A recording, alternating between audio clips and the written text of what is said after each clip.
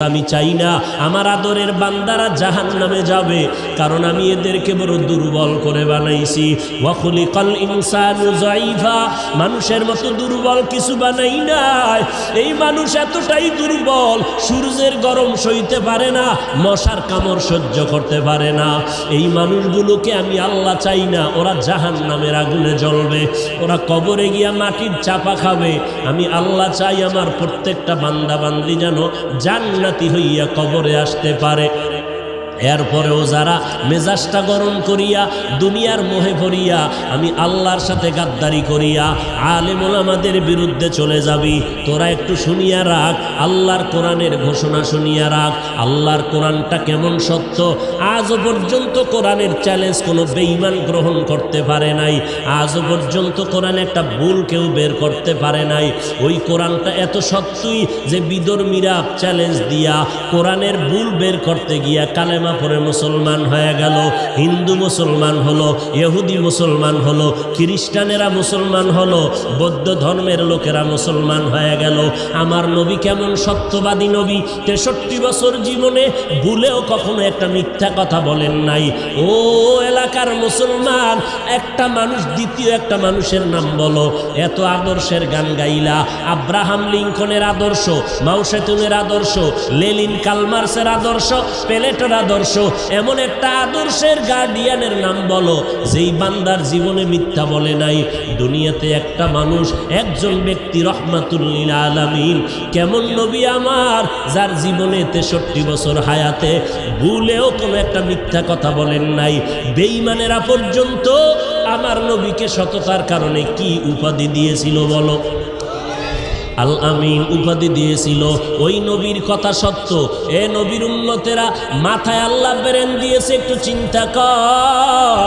যদি কোনো ধোকায় পড়িয়া থাকো, অন্তরের একটু জিজ্ঞাসা কর, ওরে যদি বুঝি হুজুরে মিথ্যা কয়। লক্ষ লক্ষ নবীরা তো মিথ্যা বলতে পারেন না, লক্ষ লক্ষ সাহাবায়ে কেরাম মিথ্যা বলতে পারেন না, লক্ষ কোটি কোটি ওলামায়ে কেরাম মিথ্যা বলতে পারেন না। নবীদের কোনো গুনাহ নাই, এরপর মরণ পর্যন্ত কান্নার আওয়াজ। অন্ধকার কবরে আমি একা কেমন করে থাকব? সাহাবায়ে কেরাম মিথ্যা বলেন নাই। এত বড় বুজুর্গ, এত বড় তাকওয়াওয়ালা, এত বড় ইলমওয়ালা, এত বড় আমলওয়ালা, এরপর মরণ পর্যন্ত কান্না করলেন। আবু বকর কত দামি, নবীর প্রধান খলিফা। সারা দুনিয়ার মুমিনের নেক আমল যদি এক পাল্লায় দেওয়া হয়, আবু বকরের নেকের পাল্লা ভারী হয়ে যাবে। সেই আবু বকর, ওমর, ওসমান, আলী সহ 10 জন সাহাবার নামে জান্নাতে টিকিট দিলেন। জান্নাতের টিকিট আমার আল্লাহ দিয়া দিলেন জিন্দা অবস্থায়।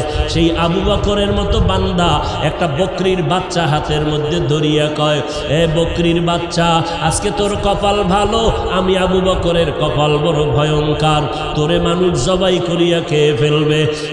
আমি আবু বকরের কি পরিণাম ফল হবে জানা নাই। কিয়ামতের ময়দানে আমি আবু বকরকে দাঁড়াইতে হবে, আমার মাথার উপরে সূর্যের তাপ শুরু হয়ে যাবে, জমিনটা তামা। আমি আবু বকরের উলঙ্গ হইয়া মালিকের দরবারে দাঁড়াইতে হবে। এরপরে আমল নামা ডান হাতে আসে না বাম হাতে আসে জানা নাই। এরপরে আমার পরিণাম ফল জান্নাত হবে নাকি জাহান্নাম হবে জানা নাই। আবু বকর কান্না করেন, ওমরে ফারুক কান্না করেন। আবু বকরের মতো বান্দা জান্নাতের টিকিট পাইয়া জাহান্নামের ভয়ে যদি কান্না করেন, আপনার আমার কি পরিমাণ কান্না করা দরকার? এরে বান্দা, আল্লাহ তো এই কথা বলে না, সব দুনিয়াদারি বাদ দিয়া, চাকরি বাদ দিয়া, লেখাপড়া বাদ দিয়া, বিয়া শাদী বাদ দিয়া শুধু আল্লাহরে ডাকো। আল্লাহ তো এইটা পছন্দ করেন নাই, নবীও বলে নাই, নবী ইসলামও সমর্থন করে না। ব্যবসা করো করো, চাকরি করো করো, লেখাপড়াও চালাও, মাঝে মাঝে আল্লাহর হুকুম মতে 5 বেলার নামাজটা পড়বা, মা বাবার খেদমত করবা, ওলামায়ে কেরামের পরামর্শ নিয়ে চলবা। কারণ যতই বাহাদুরি করো, যেদিন মৌতের খবর এসে যাবে, আজরাইলের টিকিট বাড়ির দরজায় দাঁড়ায় যাবে। অ্যাম্বুলেন্সের মতো সিগন্যাল যখন শুরু হয়ে যাবে, ওই দিন যখন ডাক এসে যাবে, কে ধনী কে গরিব, কে মূর্খ কে শিক্ষিত, কোনো ভেদাভেদ নাই। বাজারের 3টা সাদা কাফন রেডি হয়ে যাবে, কবরের সাইজও সমান হয়ে যাবে। কাফনের মধ্যে প্যাকেট করিয়া যখন জানাজার খাটিয়ে উঠাইবে, কে পীর কে মূর্খ কোনো মুরিদ ভেদাভেদ নাই, কে ওস্তাদ কে ছাত্র ভেদাভেদ নাই, কে ধনী কে গরিব কোনো ভেদাভেদ নাই। কবরের দেশে নিয়ে যখন কবরে রাখিয়া সবাই মাটি দিয়া বিদায় হবে, আর একটা আয়াত পড়িয়া চিৎকার দিয়া বলবে, মিনহা খলাকনাকুম ওয়া ফিহা নুঈদুকুম ওয়া মিনহা নুখরিজুকুম তারাতান উখরা। সবাই চলে গেল। ওই কবরে 2 ফেরেশতা হাজির। ফেরেশতা আসিয়া মাথার মুষ্টি খুলবে, পায়ের মুষ্টি পুরাটাই খুলবে। 3টা প্রশ্ন তোমাকে আমাকে করবে। সমস্ত মানুষের বেলায় 3টা প্রশ্ন। রবের পরিচয় দাও, ধর্মের পরিচয় দাও, রহমাতুল লিল আলামিনের পরিচয় দাও। মদিনার নবী বলেন, যারা দুনিয়াতে রবের গোলামি করে যাবে তারা কবরে গিয়া জবাব দিবে, রব্বি আল্লাহ, আমার রব একমাত্র কে? দুনিয়াতে যারা ইসলাম মেনে চলবে কবরে গিয়া জবাব দিবে, দীনিয়াল ইসলাম, আমার ধর্মের নাম কি? দুনিয়ায় যারা নবীর সুন্নতের আমল করে যাবে, আঙ্গুলের নখগুলো কেমনে কাটবে সেখানেও সুন্নত, মাথার চুলগুলো কেমনে রাখবে সেখানেও সুন্নত, বান্দা জুতা কেমনে পরবে সেখানেও সুন্নত। সুন্নতের আমল করিয়া যারা কবরের বিছানায় শুয়ে যাবে, একটা রাস্তা বানাইয়া মদিনাওয়ালা নবীকে দেখাইয়া বলবে, চিনো লোকটাকে, চিনো নিরে কবরওয়ালা বলো। যারা আমার মাওলার মোহাব্বতে নবীজির আশিক হইয়া কবরে যাবে, নবীরা আশেকেরা নবীরে দেখিয়া চিনে ফেলবে, বলবি নি তো আমার মায়ার নবী।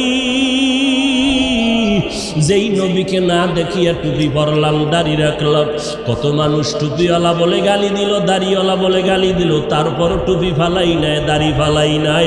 আল্লাহর নবীর সুন্নতের মেসওয়াকটা পকেটে নিয়ে চলছি, কত মানুষ কত উপহাস করেছে, তারপরও সুন্নত সারি নাই। নবীজি বলেন, সাথে সাথে আল্লাহ তাআলার গায়বী আওয়াজ এসে যাবে। আল্লাহ কুদরতের আওয়াজ দিয়ে বলবে, এরে ফেরেশতা, আমার বান্দারে আর কষ্ট দিও না, তাড়াতাড়ি জান্নাতের বিছানাটা কবরে বিছাইয়া দাও, জান্নাতের সাথে রাস্তা বানাইয়া দাও, আমার বান্দারে বেশি ডিস্টার্ব করিও না।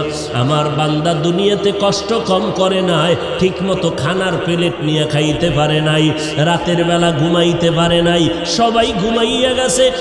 আর আমার বান্দাটা ঘুমের মধ্যে শেষ রাত্র যখন হলো, সুন্দর করে অজু বানাইয়া যায় নামাজ বিছাইয়া সিজদায় গিয়া কান্না করে বলেছে, হে মালিক, তুমি আমার রব, তুমি আমাকে মাফ করে দাও, গুনাহগার বলে তাড়াইয়া দিও না রে আল্লাহ। এই বান্দাটা সারা রাত জিহ্বাটা দিয়া জিকির করে করে কাটাইতো। এই বান্দা রাস্তায় হাঁটতো, আবার মাঝে মাঝে আমি আল্লাহরে ডাকতো। খানা খাইতে বসিয়াও আহ আহ বলে শব্দ উচ্চারণ করত। অন্তরের মধ্যে একটা জ্বালা ছিল, মালিকের কোথায় গেলে পাওয়া যায়। এই বান্দা আলেম ওলামা পাইলে দৌড়াইতো, কোরআনের বয়ানের আওয়াজ পাইলে দৌড়াইয়া যাইতো। এরে খালি কান্নার আওয়াজ। আল্লাহ পাক বলবে, আর দেরি করিও না, তাড়াতাড়ি আমার বান্দারে ঘুমের ব্যবস্থা করে দাও। জান্নাতের হাওয়া বাতাস পাইয়া আমার বান্দা জাহান কবরের মধ্যে আরামে ঘুমাবে, কেউ ডিস্টার্ব করবে না, কিয়ামত পর্যন্ত আমার বান্দা ঘুমাইতে থাকবে। মদিনার নবী আফসোস করে বলেন, যারা রবের গোলামি না করিয়া কবরে যাবে, ইসলাম না মানিয়া কবরে যাবে, সুন্নতের আমল না করিয়া কবরে যাবে, এই কবরে যাওয়ার পরে নাফার 3টা প্রশ্ন করা হবে। রবের পরিচয় দাও, ধর্মের পরিচয় দাও, রহমাতুল লিল আলামিনের পরিচয় দাও। যখন এই প্রশ্ন করা হবে, মদিনার নবী আফসোস করে বলে, গুনাহগার তো জবাব দিতে পারবে না, শুধু একটা শব্দ বলবে, হা হা লা আদরি, হা হা লা আদরি। আফসোস, বড় আফসোস, আমি কিছুই জানি না, কিছুই জানি না।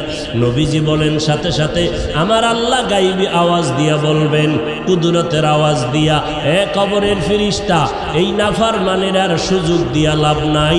আমি আল্লাহ দুনিয়াতে কম সুযোগ দেই নাই।